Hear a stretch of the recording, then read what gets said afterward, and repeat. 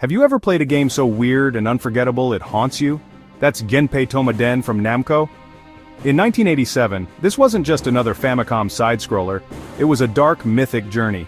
You play as Taira no Kagekyo, a samurai killed in battle, resurrected as a vengeful spirit to destroy his rival, Minamoto no Yoritomo. The game plunges you into a surreal, demon-infested Japan, blending history and supernatural horror.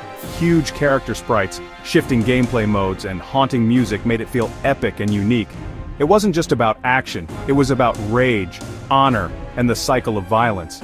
The story drew from the real Genpei War, twisting history into a ghostly vendetta. You weren't saving a princess, you were a wrathful spirit fighting for lost honor. Kagekyo was an anti-hero, driven by anger, not glory. The game's atmosphere, steeped in folklore, set it apart from anything else. It was a grim, brutal quest, not a cheerful adventure. Paved the way for a whole genre of games exploring the dark side of samurai legend. It showed that even in death, the fight for vengeance never ends. Ninja Gaiden kicked off a wave of samurai and ninja games on NES, each darker and wilder than the last. Shinobi on Genesis followed, with a hero battling demons to avenge his brothers, mixing gameplay styles and mythic themes.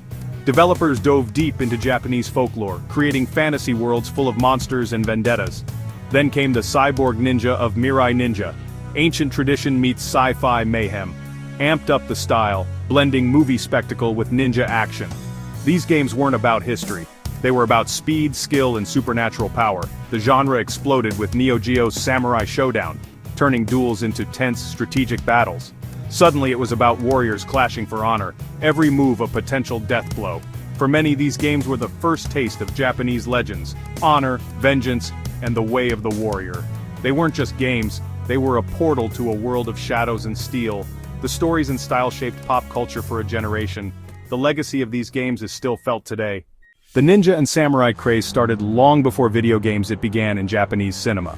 Raizo Ichikawa's Shinobi no Mano films in the 1960s redefined ninjas as shadowy spies and assassins, not just action heroes. These movies introduced the legendary IGA versus Koga clan rivalry that went on to be in Ninja Scroll and Sunny Chiba TV shows Shogun's Mission, Shadow Warriors, and Yagyu Conspiracy.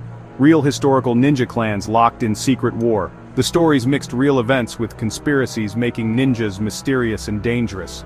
The Yagyu clan, sword instructors to the shogun, became fictional masterminds pulling strings from the shadows. These films set the stage for the American ninja craze of the 1980s. Key tropes, secret clans, mystical techniques, lone wolf heroes were born here. When these movies hit the West, they became action-packed cult classics. The mysterious, black-clad, eye-patched ninja was now a global icon. The seeds of ninja mania were planted, ready to explode. The tragic vendetta is at the heart of samurai storytelling, nowhere more so than in Lone Wolf and Cub. Ogami Ito, framed by the Yagyu clan, becomes an assassin pushing his son in a weaponized baby cart. Pure vengeance and honor. Sunny Chiba's Samurai Reincarnation and Shogun Samurai and films like Shogun Assassin brought raw energy and ninja magic to the screen. These stories bled into anime and turned vendettas into bloody, supernatural epics. Even directors like Kurosawa explored these themes with his classic Kagemusha, is a tale of identity, deception, and the cost of war. The Shadow Warrior became a symbol of sacrifice and tragedy. Whether in manga, film, or anime, the cycle of revenge and honor was everywhere. These stories weren't just about action, they were about the psychological weight of violence. From grindhouse to art house, the samurai's struggle echoed through Japanese pop culture. The influence was inescapable. The legend of the Shadow Warrior was now unstoppable. The legacy of these stories is everywhere, even in today's shows like Shigurui, Karasu Tengu Kabuto, Onimusha, Afro Samurai, Basilisk. Real history bleeds into fiction. In Kyoto, you can visit temple ceilings stained with samurai blood, a reminder of honor and sacrifice. By the 1980s, ninjas exploded in the West, led by Canon Films' Ninja Trilogy and the iconic show Kasugi. Kasugi brought real martial arts to wild, over-the-top movies. Suddenly, every kid wanted to be a ninja. Ninjas invaded Hollywood, from to Chuck Norris's The Octagon. The ninja became the ultimate 80s villain and hero. From ghostly samurai to American action stars, the journey was wild.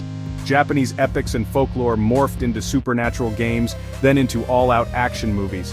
The samurai and ninja codes of honor, secret techniques, epic revenge left a permanent mark on pop culture.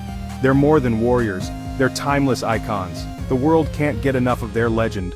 From ancient Japan to modern screens, their shadow endures. The story of vengeance, honor, and the warrior's path lives on.